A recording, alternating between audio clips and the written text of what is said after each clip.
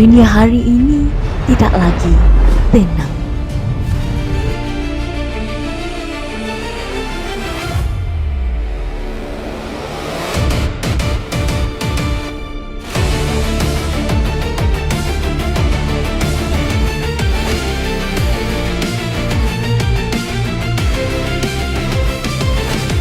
Dalam keadaan kekacauan ini, jangan anggap kita terasing.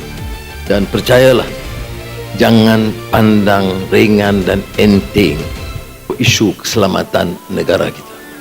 Jadi saya ingin sekali lagi menyeru rakyat memilih, menyaring berita, mencari fakta yang betul, cuba sama-sama memantau keadaan, semak dengan rapi dan mengambil langkah untuk menyelamatkan keluarga kita, masyarakat kita dan negara kita. Malaysia masih berdiri teguh.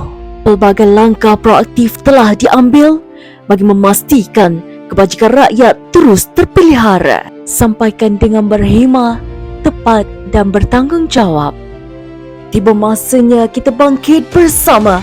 Satu suara, satu hati, satu bangsa. Aku kasih Malaysia. Aku kasih Malaysia. Aku kasih Malaysia. Aku kasih Malaysia. Aku kasih Malaysia.